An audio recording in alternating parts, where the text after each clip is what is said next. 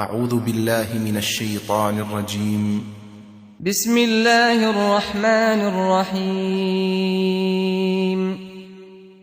الحمد لله الذي أنزل على عبده الكتاب ولم يجعل له عوجا قيما لينذر بأسا شديدا من لدنه ويبشر المؤمنين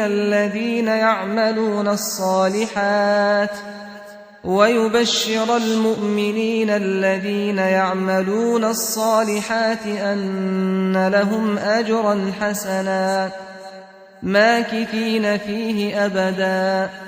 وينذر الذين قالوا اتخذ الله ولدا ما لهم به من علم ولا لآبائهم كبرت كلمة تخرج من أفواههم إن يقولون إلا كذبا فلعلك باخع نفسك على آثارهم إن لم يؤمنوا بهذا الحديث أسفا إنا جعلنا ما على الأرض زينة لها لنبلوهم أيهم أحسن عملا وإنا لجاعلون ما عليها صعيدا جرزا أم حسبت أن أصحاب الكهف والرقيم كانوا من آياتنا عجبا إذ أوى الفتية إلى الكهف فقالوا ربنا آتنا من لدنك رحمة وهيئ لنا من أمرنا رشدا فضربنا على آذانهم في الكهف سنين عددا ثم بعثناهم لنعلم أي الحزبين أحصى لما لبثوا أمدا نحن نقص عليك نبأهم بالحق إنهم فتية آمنوا بربهم وزدناهم هدى وربطنا على قلوبهم إذ قاموا فقالوا ربنا رب السماوات والأرض لن ندعو من دونه إلها لقد قلنا إذا شططا هؤلاء قومنا اتخذوا من دونه آلهة لولا يأتون عليهم بسلطان بين فمن أظلم ممن افترى على الله كذبا وإذ اعتزلتموهم وما يعبدون إلا الله فأووا إلى الكهف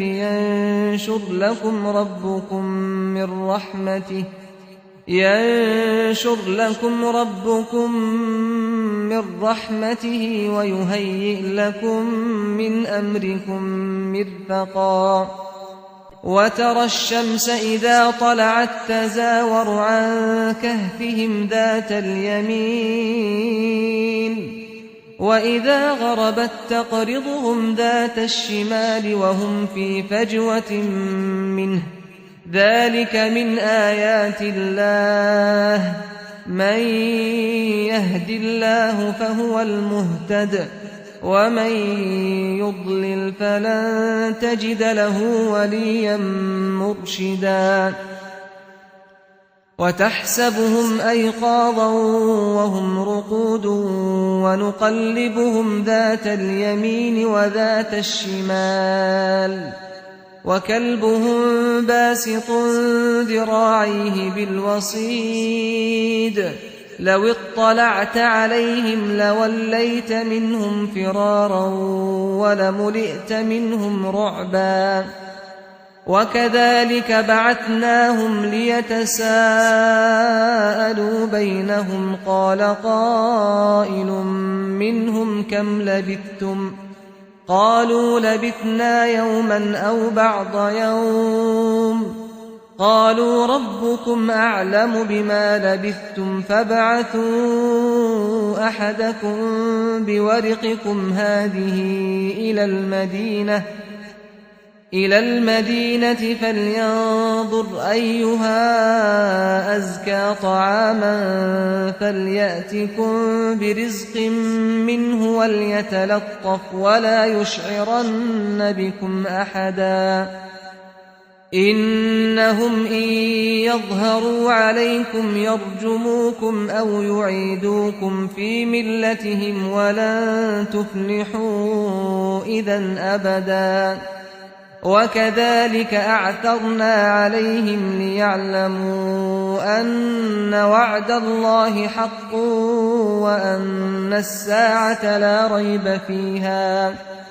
وأن الساعة لا ريب فيها إذ يتنازعون بينهم أمرهم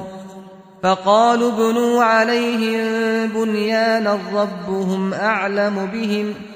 قال الذين غلبوا على أمرهم لنتخذن عليهم مسجدا سيقولون ثلاثة رابعهم كلبهم ويقولون خمسة سادسهم كلبهم رجما بالغيب ويقولون سبعة وثامنهم كلبهم قل ربي أعلم بعدتهم ما يعلمهم إلا قليل فلا تمار فيهم إلا مراء ظاهرا ولا تستفت فيهم منهم أحدا ولا تقولن لشيء إني فاعل ذلك غدا إلا أن يشاء الله واذكر ربك إذا نسيت وقل عسى أن يهديني ربي لأقرب من هذا رشدا ولبثوا في كهفهم 300 سنين وازدادوا 9 قل الله أعلم بما لبثوا له غيب السماوات والأرض أبصر به وأسمع ما لهم من دونه من ولي ولا يشرك في حكمه أحدا واتل ما أوحي إليك من كتاب ربك لا مبدل لكلماته ولن تجد من دونه ملتحدا واصبر نفسك مع الذين يدعون ربهم بالغداة والعشي يريدون وجهه ولا تعد عيناك عنهم تريد زينة الحياة الدنيا ولا تطع من أغفلنا قلبه عن ذكرنا واتبع هواه وكان أمره فرطا وقل الحق من ربكم فمن شاء فليؤمن ومن شاء فليكفر إنا أعتدنا للظالمين نارا أحاط بهم سرادقها وإن يستغيثوا يغاثوا بماء كالمهل يشوي الوجوه بئس الشراب وساءت مرتفقا إن الذين آمنوا وعملوا الصالحات إنا لا نضيع أجر من أحسن عملا أولئك لهم جنات عدن تجري من تحتهم الأنهار يحلون فيها من أساور من ذهب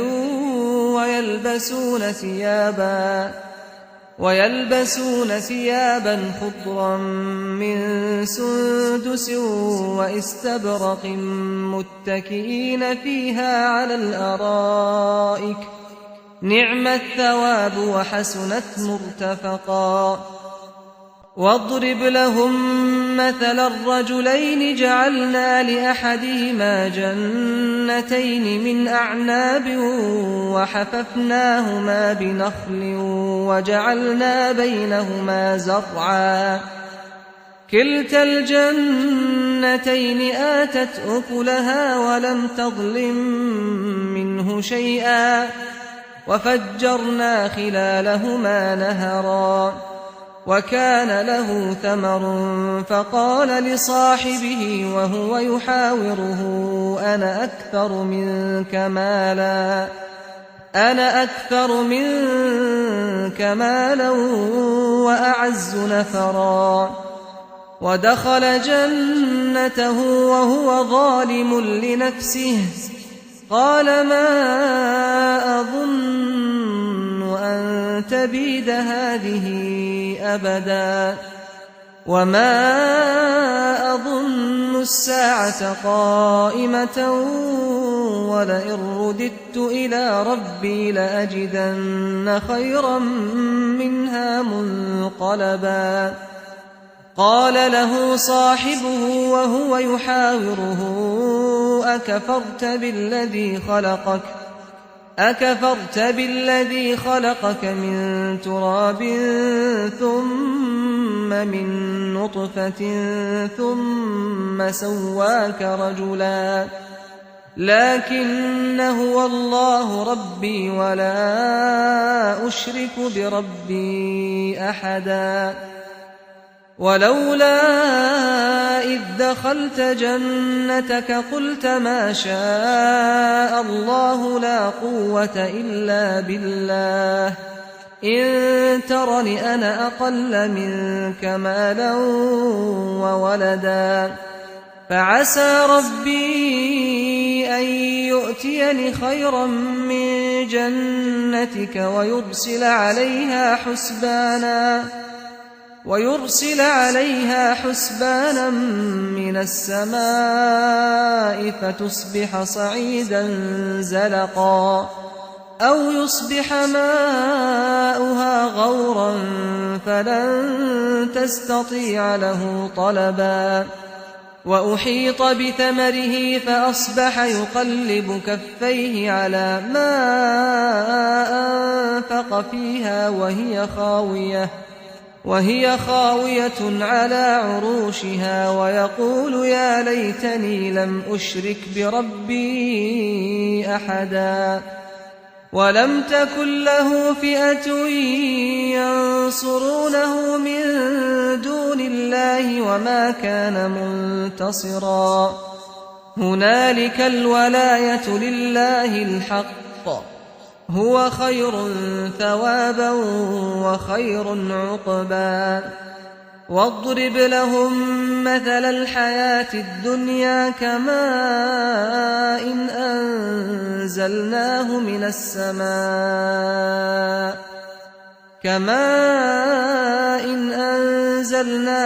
السماء فاختلط به نبات الأرض فأصبح هشيما تذروه الرياح وكان الله على كل شيء مقتدرا المال والبنون زينة الحياة الدنيا والباقيات الصالحات خير عند ربك ثوابا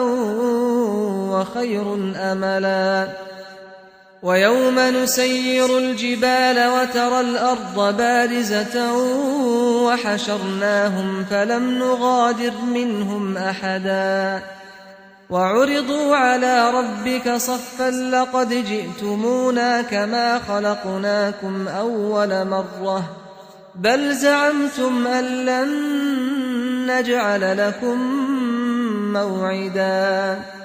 ووضع الكتاب فترى المجرمين مشفقين مما فيه ويقولون يا ويلتنا ما لهذا الكتاب لا يغادر صغيرة ولا كبيرة إلا أحصاها ووجدوا ما عملوا حاضرا ولا يظلم ربك أحدا وإذ قلنا للملائكة اسجدوا لآدم فسجدوا إلا إبليس كان من الجن ففسق عن أمر ربه أفتتخذونه وذريته أولياء من دوني وهم لكم عدو بئس للظالمين بدلا ما أشهدتهم خلق السماوات والأرض ولا خلق أنفسهم وما كنت متخذ المضلين عضدا ويوم يقول نادوا شركائي الذين زعمتم فدعوهم فلم يستجيبوا لهم وجعلنا بينهم موبقا ورأى المجرمون النار فظنوا أنهم مواقعوها ولم يجدوا عنها مصرفا ولقد صرفنا في هذا القرآن للناس من كل مثل وكان الإنسان أكثر شيء جدلا وما منع الناس أن يؤمنوا إذ جاءهم الهدى ويستغفروا ربهم إلا أن تأتيهم سنة الأولين أو يأتيهم العذاب قبلا وما نرسل المرسلين إلا مبشرين ومنذرين ويجادل الذين كفروا بالباطل ليدحضوا به الحق واتخذوا آياتي وما أنذروا هزوا ومن أظلم ممن ذكر بآيات ربه فأعرض عنها ونسي ما قدمت يداه إنا جعلنا على قلوبهم أكنة أن يفقهوه وفي آذانهم وقرا وإن تدعهم إلى الهدى فلن يهتدوا إذا أبدا وربك الغفور ذو الرحمة لو يؤاخذهم بما كسبوا لعجل لهم العذاب بل لهم موعد لن يجدوا من دونه موئلا وتلك القرى أهلكناهم لما ظلموا وجعلنا لمهلكهم موعدا وإذ قال موسى لفتاه لا أبرح حتى أبلغ مجمع البحرين أو أمضي حقبا فلما بلغا مجمع بينهما نسيا حوتهما فاتخذ سبيله في البحر سربا فلما جاوزا قال لفتاه آتنا غداءنا لقد لقينا من سفرنا هذا نصبا قال أرأيت إذ أوينا إلى الصخرة فإني نسيت الحوت وما أنسانيه إلا الشيطان أن أذكره واتخذ سبيله في البحر عجبا قال ذلك ما كنا نبغ فارتدا على آثارهما قصصا فوجدا عبدا من عبادنا آتيناه رحمة من عندنا وعلمناه من لدنا علما قال له موسى هل أتبعك على أن تعلمني مما علمت رشدا قال إنك لن تستطيع معي صبرا وكيف تصبر على ما لم تحط به خبرا قال ستجدني إن شاء الله صابرا ولا أعصي لك أمرا قال فإن اتبعتني فلا تسألني عن شيء حتى أحدث لك منه ذكرا فانطلقا حتى إذا ركبا في السفينة خرقها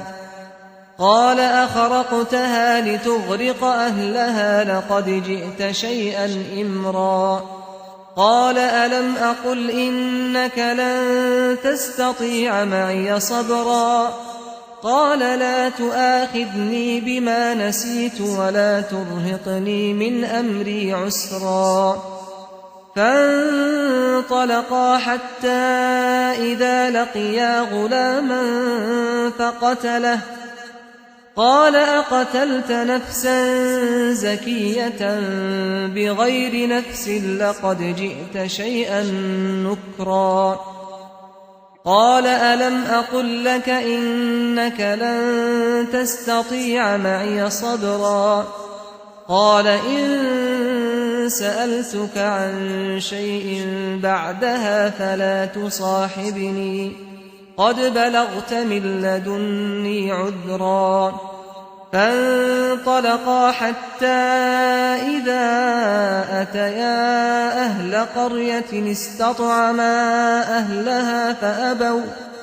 فأبوا أن يضيفوهما فوجدا فيها جدارا يريد أن ينقض فأقامه قال لو شئت لاتخذت عليه أجرا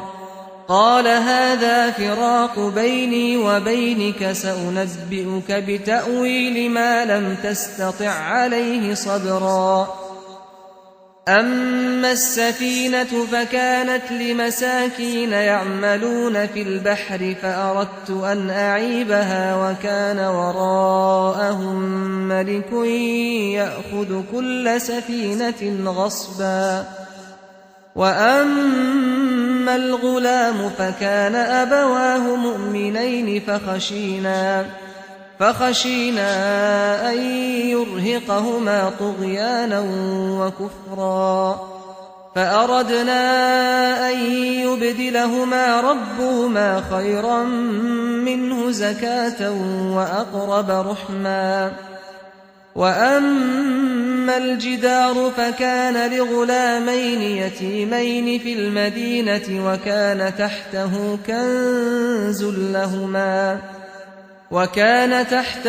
كنز لهما وكان أبوهما صالحا